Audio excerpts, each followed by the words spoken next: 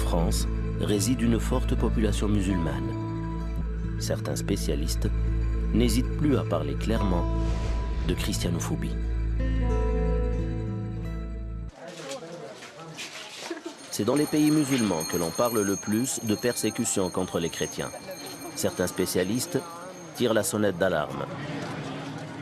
Dans les pays qui appliquent la charia, la persécution ou la discrimination des chrétiens est légale. Elle n'est pas le fait de groupes terroristes, elle est organisée par l'État. Au Pakistan ou en Arabie Saoudite, quelqu'un qui quitte l'islam, qui devient chrétien, il est puni de mort par l'État, par des lois étatiques. Nous avons besoin de nos amis musulmans éclairés pour interpréter de manière intelligente des sourates et des versets du Coran qui pourraient être utilisés comme de véritables bombes par des extrêmes, mais si on les décontextualise, et si on les remet à leur époque et à leur place, on peut très bien combattre le fanatisme. Et c'est ce travail qui manque aujourd'hui.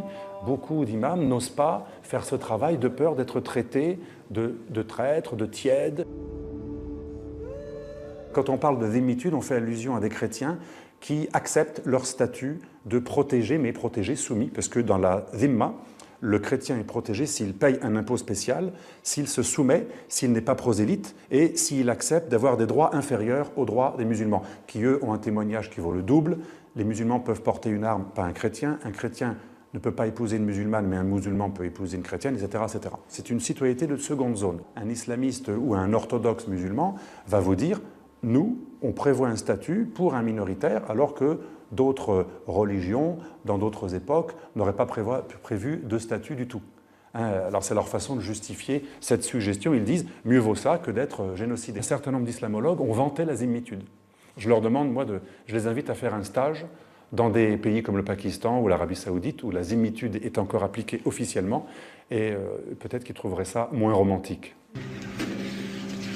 Moins d'une décennie après la guerre d'Irak, le monde arabe connaît une vague de révolte. Les islamistes partent à la conquête du pouvoir. En Égypte, les frères musulmans arrivent au plus haut sommet de l'État. Un certain nombre de Coptes ont opté pour une sorte de rapprochement tactique avec les frères musulmans pour être épargnés. Alors peut-être qu'ils ont raison.